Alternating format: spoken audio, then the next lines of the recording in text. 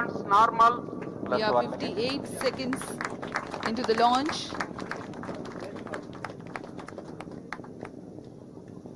Burning together the first stage, Shadow man under core tracking. motor and Ground the lead strap on strap ons separated. together generate about 9,000 kilonewton Sharman man thrust. under tracking.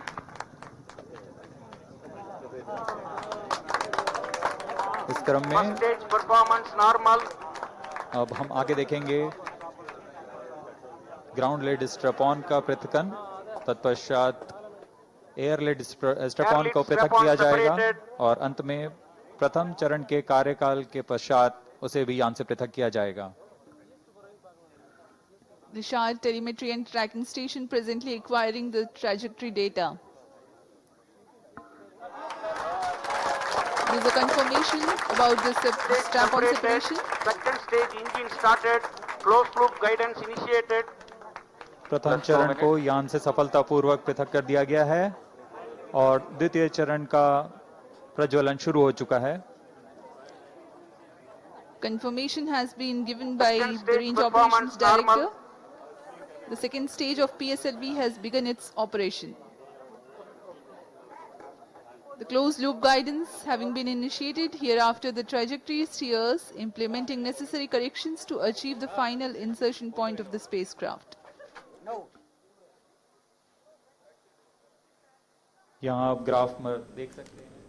Yes ప్రస్తుతం చూస్తూ ఉన్నాము ISRO PSLV C-59 rocket ప్రయోగించింది. ఈ ప్రయోగం ద్వారా European దేశానికి చెందిన 2 ఉపగ్రహాలను నింగిలోకి పంపించారు.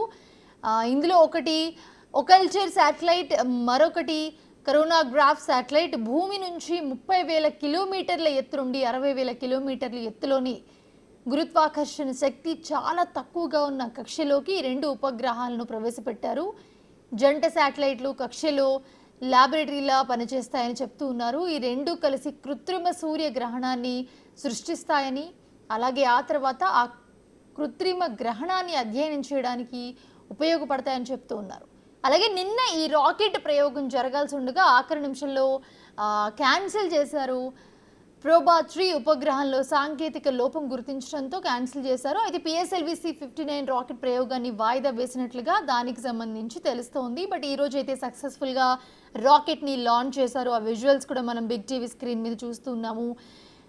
శ్రీహరికోటలో PSLV C-59 రాకెట్ని ప్రయోగించారు. ప్రోబా 3 ఉపగ్రహాన్ని నింగిలోకి పంపించింది ఇస్రో. నింగిలోని 310 కేజీల బరువైన కరోనాగ్రాఫ్ స్పేస్ క్రాఫ్ట్, 240 కేజీల ఒకల్టర్ స్పేస్ క్రాఫ్ట్లు సూర్యుడిపై పరిశోధనలకి ప్రోబా 3 శాటిలైట్ సూర్య కిరణాలను అధ్యయనం చేయనున్నాయి ఉపగ్రహాలు. సో అక్కడ కృత్రిమ సూర్యగ్రహణాన్ని కూడా ఇవి క్రియేట్ చేయనున్నాయి. ఆ తర్వాత గ్రహణాన్ని వీళ్ళు అధ్యయనం కూడా చేయనున్నారు. రాకెట్ లాంచ్కి సంబంధించిన విజువల్స్ మనం బిగ్ టీవీ స్క్రీన్ మీద చూస్తూ ఉన్నాము. यानी वो अपना दिशा निर्धारण स्वतः ही कर रहा है। Second stage separated. Third stage ignited. और यहाँ द्वितीय चरण अपना कार्यकाल सफलतापूर्वक समाप्त कर यान से पृथक किया जा चुका है तथा तृतीय चरण जो कि ठोस नोदक पर आधारित चरण है, इसका प्रज्वलन शुरू हो चुका है। Third stage performance normal. तृतीय चरण का निष्पादन पूरी तरह सामान्य। यान अपने उद्दिष्ट कक्षा की ओर बढ़ता हुआ उद्दिष्ट पथ पर। Third stage of PSLV called HPS-3. Ignition is confirmed and healthy operation also is confirmed by the Range Operations Director. This stage operates on hydroxyl terminated polybutadiene based solid propellant. 7.6 tons of propellant loading, 239.6 kilonewtons vacuum thrust.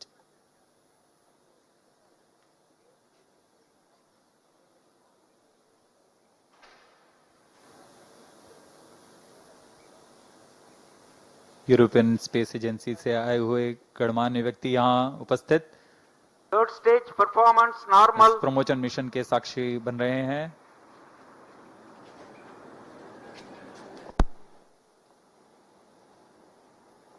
तृतीय चरण का कार्यकाल लगभग 120 second का होगा। तत्पश्चात coast phase प्रारंभ होगा।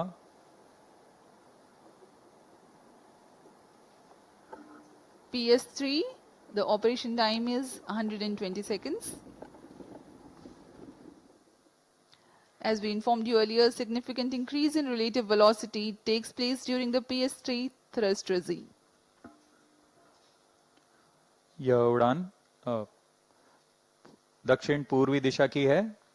इस दौरान पोर्ट ब्लेयर स्थित रडार स्टेशन वर्तमान में इसे ट्रैक कर रहे हैं और हम तक सभी आंकड़े उपलब्ध करा रहे हैं। तृतीय चरण का कार्यकाल समाप्त हो चुका है और कोस्ट फेज प्रारंभ हो चुका है। यह लगभग 116 सेकंड का होगा। इस दौरान यान प्राप्त संवेग से लगभग 100 किलोमीटर प्राप्त करेगा। Now the PSLV is under coasting phase. The third stage has completed its operation. Presently there is no thrust being developed. However, the vehicle continues to be steered.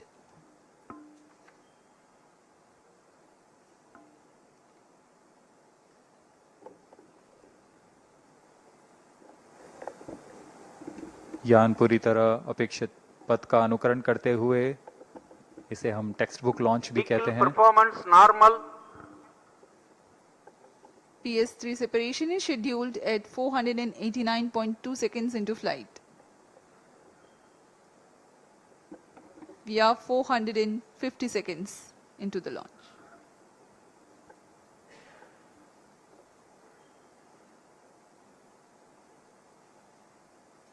PROBA 3 उपग्रह अपनी कड़ी में चौथा अध्याय जोड़ने जा रहा है। इससे पहले प्रोबा 1 को 2001 में पृथ्वी के प्रेक्षण उपग्रह के रूप में प्रमोचित किया गया था, जो कि 20 साल से अपनी सुविधाएं प्रदान कर रहा है।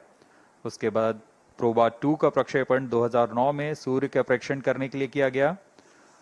तत्पश्चात Proba V Third stage separated. अभी रेंज ऑपरेशन डायरेक्टर ने पुष्टि की कि तृतीय चरण को भी यान से पृथक कर दिया गया है। अब इसके 10 सेकंड के पश्चात Fourth stage engine started. जी हाँ, चतुर्थ चरण का प्रज्वलन भी शुरू हो चुका है।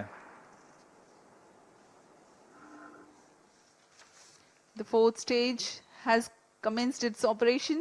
It's the uppermost stage. Twin pressure-fed Fourth stage engines performance operating on normal. earth-storable propellant combination of monomethyl hydrazine and mixed oxides of nitrogen.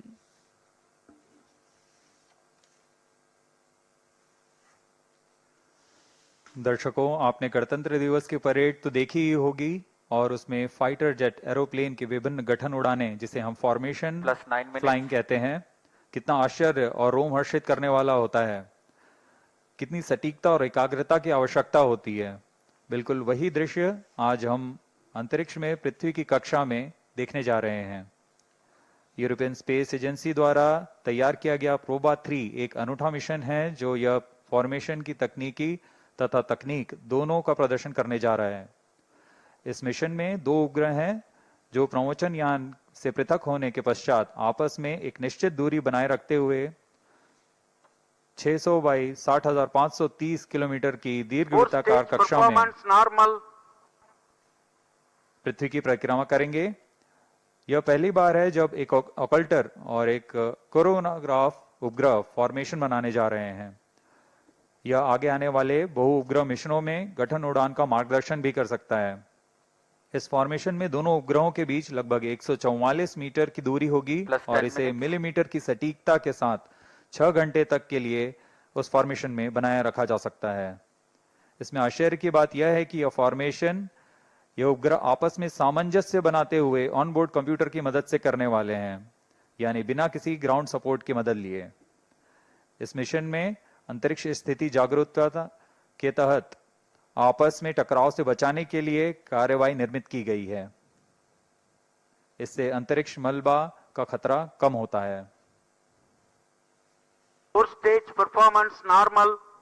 PROBA 3 mission में कुल 3 उद्देश्य हैं।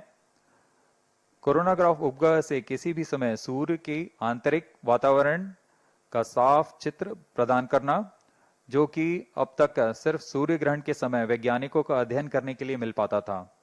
इस कार्य के लिए ऑकल्टर उपग्रह में 101.4 मीटर का ऑकल्टर डिस्क लगा हुआ है, जो कि एक अपारदर्शी डिस्क है, जो एक गठन में सूर्य को ढक लेगा और तब कोरोनाग्राफ सूर्य के कोरोना का सटीक चित्रण ले सकेगा।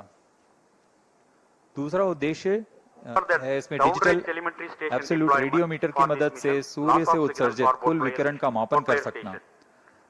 यह मापन कई मायने में सौर अध्ययन के लिए बहुमूल्य आंकड़े उपलब्ध कराएगा। तीसरा उद्देश्य है 3D एनर्जेटिक इलेक्ट्रॉन स्पेक्ट्रोमीटर की मदद से पृथ्वी की विकिरण पट्टी से गुजरते हुए इलेक्ट्रॉन फ्लक्स का मापन करना। यह अंतरिक्ष मौसम की जानकारी के लिए उद्देश्य से बनाया गया है।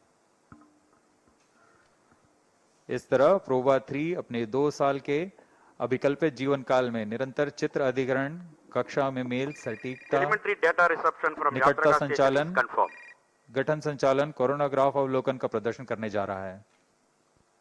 +12 minutes. Long burn time of 516 seconds or 8.5 minutes for the PS4 stage for the PSLV C-59 Proba 3 mission. We are 732 seconds into the flight.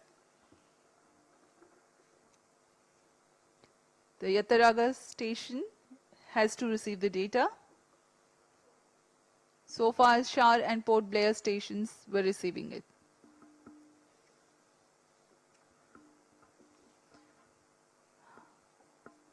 Of the many intriguing mysteries of the space and celestial bodies that scientists study and uncover, the study of sun is an important one.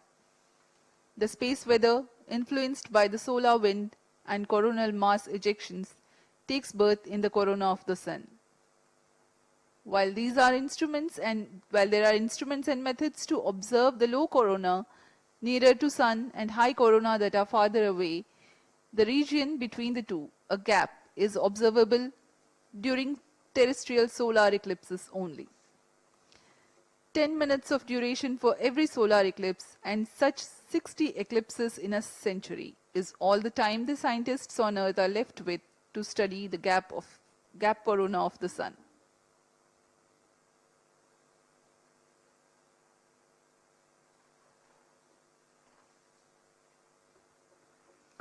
Proba 3 mission by ESA addresses this limitation.